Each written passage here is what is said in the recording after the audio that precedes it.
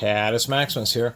Even though I don't get a lot of clicks on these camera teardown videos, they're really enjoyable for me because I like seeing inside. We're going to do one of these, what we'll call pocket, quote-unquote, video cameras. This one's from 2008, Canon FS10. Only one, when they say megapixel, it really is 1 megapixel. It's one of the earliest of the Canons. Pretty much worthless. Just a few years later, I should say, in 2012 was when this Panasonic HTC SDX1, I actually picked this up, and this is one I got batteries for, and it works as good as the day it was built in, like 2012 or something. But in just a few short years, those little handy cams came up to essentially this style and design. Don't ever buy one of these unless it's a full HD, otherwise it's too old.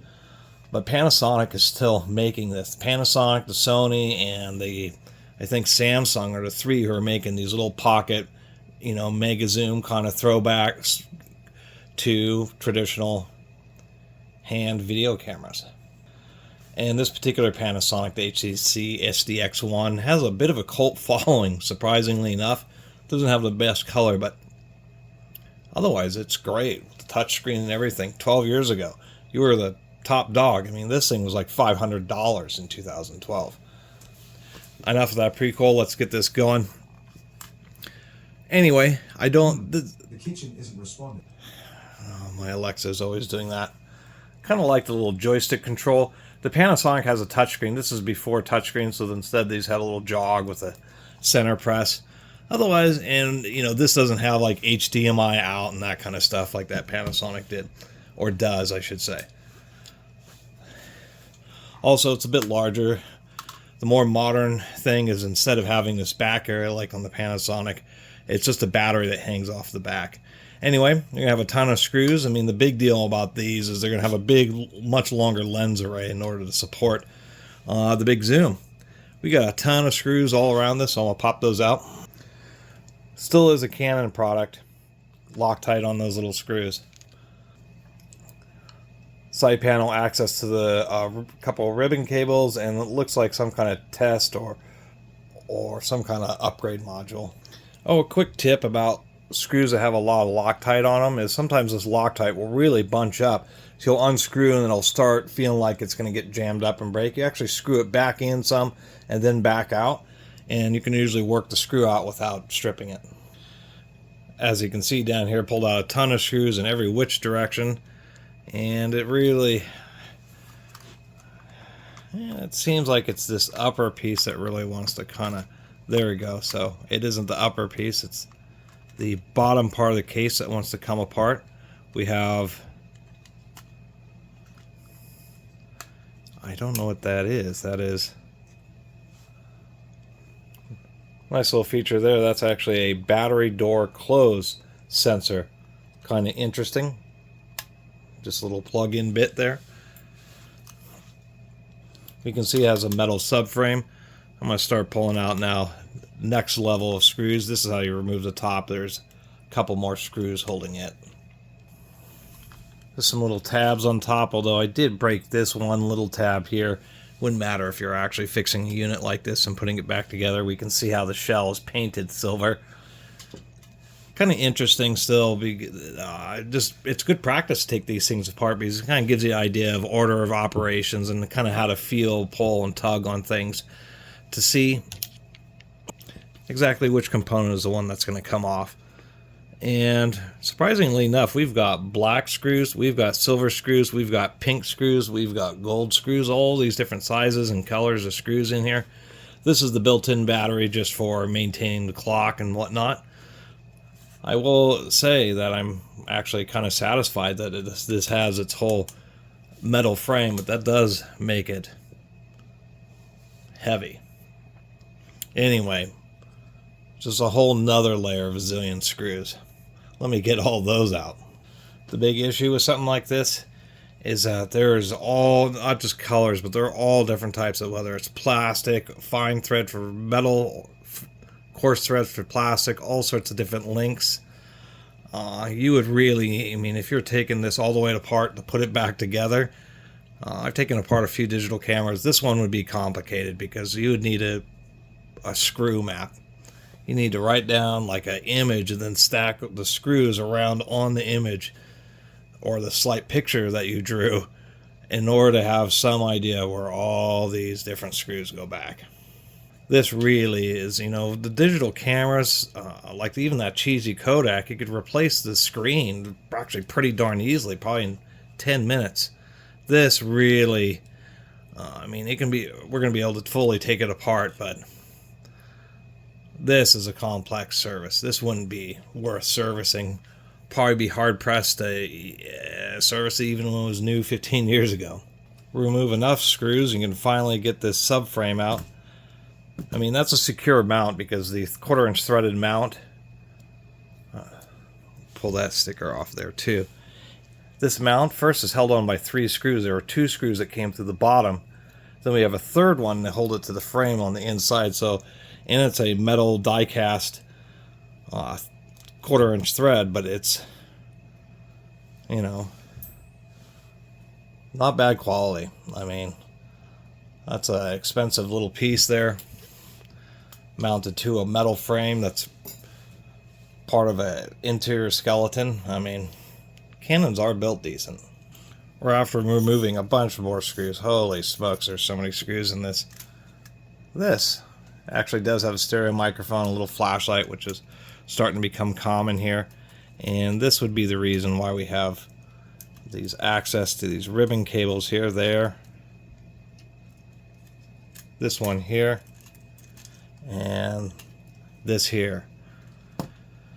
And so we're going to have cables for the light, the stereo microphone, and then this is going to be a power actuated lens cover. That's all. Insane levels of screws. 1, 2, 3, 4, 5, 6, 7, 8, 9 that are just visible to the eye on this piece alone. Another metal frame that was in here that was the primary mount for the front strap eyelet. Oddly enough, this portion actually was pressing against, there's the front LED light. That's a little thermal conductive pad, and they're using this bracket as a tiny little heatsink for that LED. Oop, the first unknown, my goodness. There's this little piece that fell in there. So at some point there was this little nut for one of the screws, and this is actually surprisingly complicated. You really need probably just to have your phone in high def recording what the heck that is that you're doing when you're taking this thing apart. That is for sure. And there's even another screw down there for holding in the microphones. The LED, just your basic little flat LED unit. And then here's a tiny little motor just dedicated to opening this window. And out of the 9 screws that I've already pulled out, there's a 10th screw. 11, 12, 13, 14 screws. There we go. We can just separate this out. I don't think we... Oh, 15 and 16, 2 that are holding the motor together. That's amazing that there's 16 screws just in this little front part. And so how this is working is what we have is a warm drive, triple reduction. So 1 reduction, 2 reduction, 3rd reduction, but the first reduction is a warm drive to make it go slow enough and give this microscopic motor enough torque just to have this arm swing up and down. And interestingly enough, we can see that it's spring loaded, so if there's something that's caught in this shutter preventing it from shutting, it won't ruin the motor. And you actually see that it's on a little brass hub. This whole piece right here is actually kind of expensive. Tons of engineering in this little camera, and this is why I enjoy taking these apart. I mean, computers were tolerable in 2008, but still, I'm not quite sure how to help. So many parts, so much work to design all this stuff. This is unbelievable. That screw that was holding, this is a come on, a 00 Phillips. And this screw still is dwarfed by this screwdriver. My God, can't even believe the tip got in there in the first place. They even realized the last complication is there's actually a wiper there that, so it, interestingly enough, so it knows when it's at the start and end position. It's a pretty neat little piece of engineering for such a, just for opening and shutting a lens cover. Did find this little metal piece here. You can see where they had some tabs that they melted to hold on this little frame, which was retaining the microphones, which had a little metal backplate. Surprisingly enough, like a little boot here. I don't know if that's partially just for a little bit of rain resistance and partially for vibration reduction. We pull this open.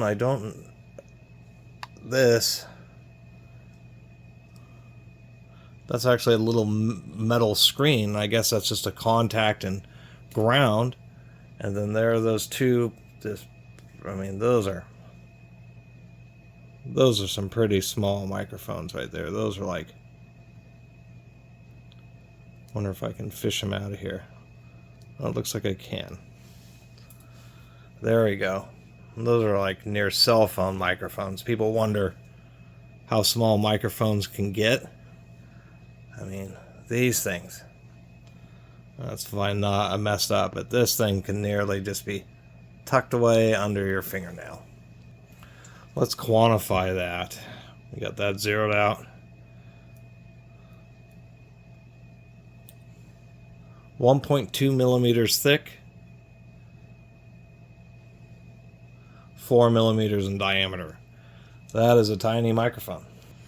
And last but not least, for the little light, there's a little metal, these tabs went through here, and then there's a little metal clip that went under there to hold them all together, and then there's like a little plastic lens. One of the more complicated parts here, even when I'm pausing to pull out screws, it's just so much to talk about. Shifting this back a little bit kind of allowed this to pull out, and now I can do things like pop out this ribbon cable, which they're actually pretty robust if you just pull them out with your fingers. You just have to be careful not to put a tearing motion on to pull it straight.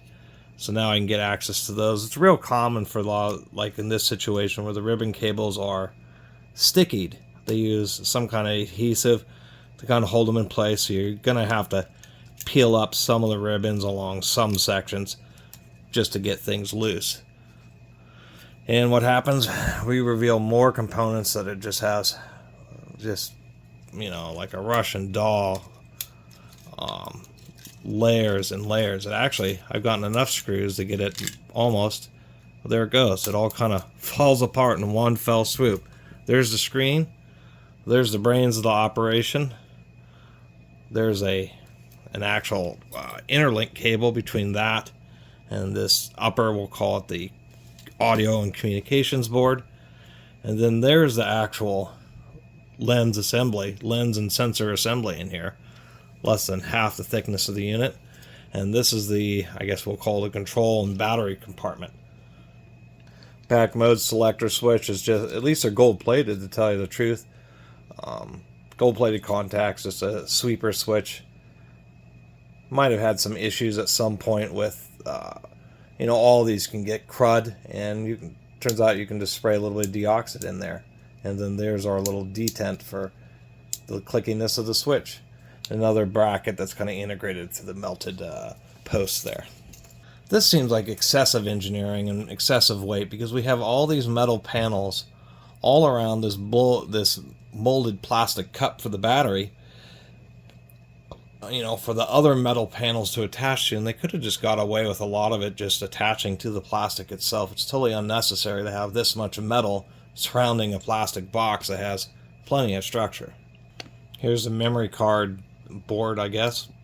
Take a look at this upper section because this is it also had a zillion little screws, and this little metal bracket, there it goes, snaps out. There's little plastic bits, and then this is the photograph button, so it's two-stage. Press once to focus, press harder to actually take the photograph. That, I don't know what this thing was. Oh, this was like the power on off button. And then of course this is this doesn't press, but this is the rocker to make the zoom function work. These components aren't glued, they just have plastic pads because they're melted to hold it onto these little panels. But another amazing, I mean, just all the design engineering, stuff still amazes me, even to this day, even 15-year-old stuff, because it's just incredible. Kind of like taking apart copying machines and stuff. It's just feats of engineering. All these crazy pieces of sheet metal. This was the bracket for the audio board, audio and speaker.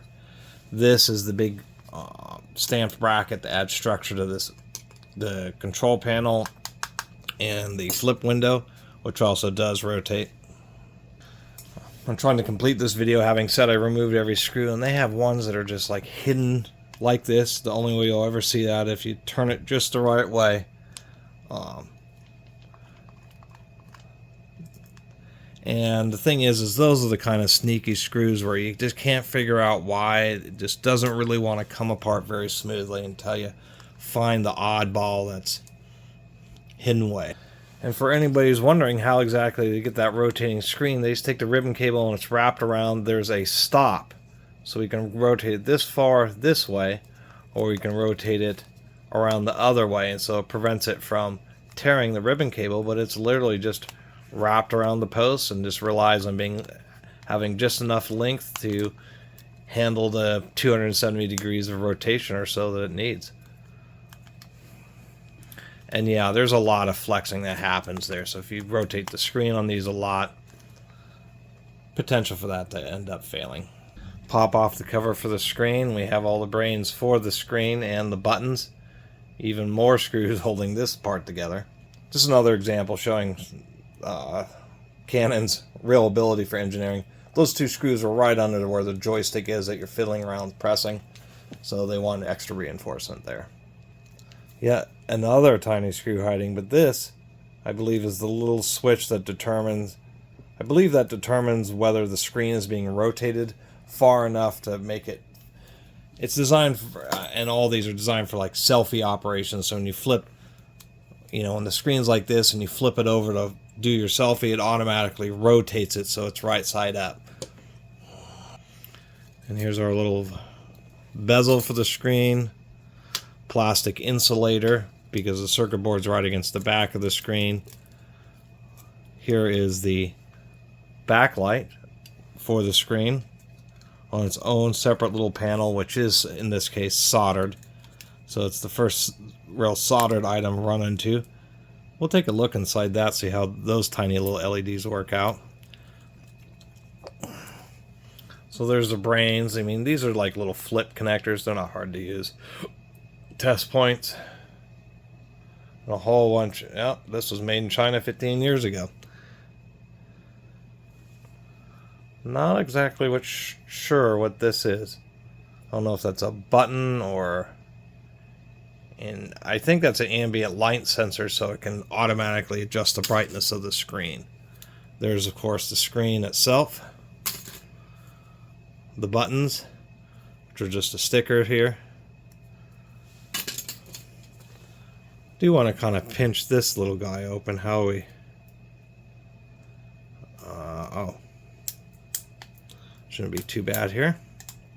Don't want to cut myself. That is some thin sheet metal. Reflective white panel. This is kind of how backlights on TVs. When they talk about edge lit, that's exactly what's going on here. Is we have a white panel on one side, then we have a reflective panel, and then some like this. I don't know how to describe it. Oh, that isn't well, I guess it is reflective. They're stacked to give extra reflectivity. The actual piece of plastic were the LEDs, and so those two pieces are to... Oh, I think these are the polarizers. These are the polarizers, so the light from this panel is going through the polarizers so that when the LCD activates, because this is just a clear part of the LCD, that's when it actually creates the image when the crystals twist.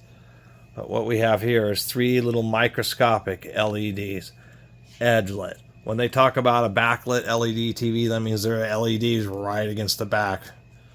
It just requires a lot more depth for that to be possible. Got a massive pile of parts out of one little camera.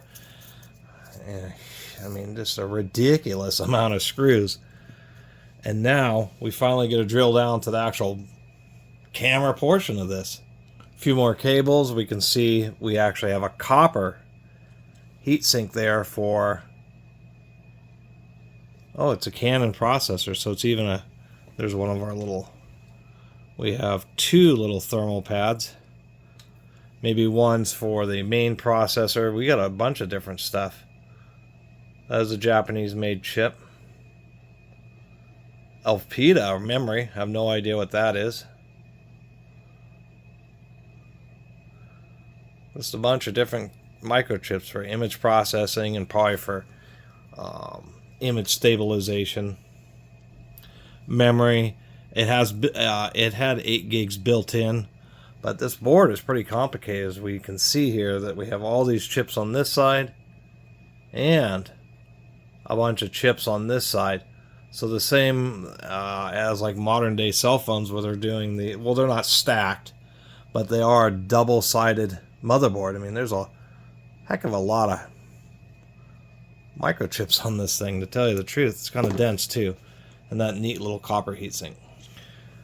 This was on the other side of the copper heatsink, that's Toshiba, so this may be the 8 gigs of flash memory. It would make sense that they have it on a separate board, that way they could adjust sizes for different models and that type of thing.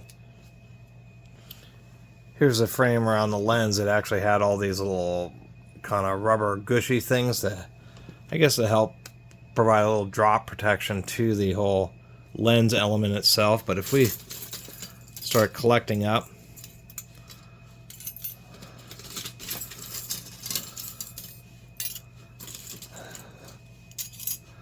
that was a small hand camera. And why is this all jammed up? There we go. Start adding up all the sheet metal bracketry.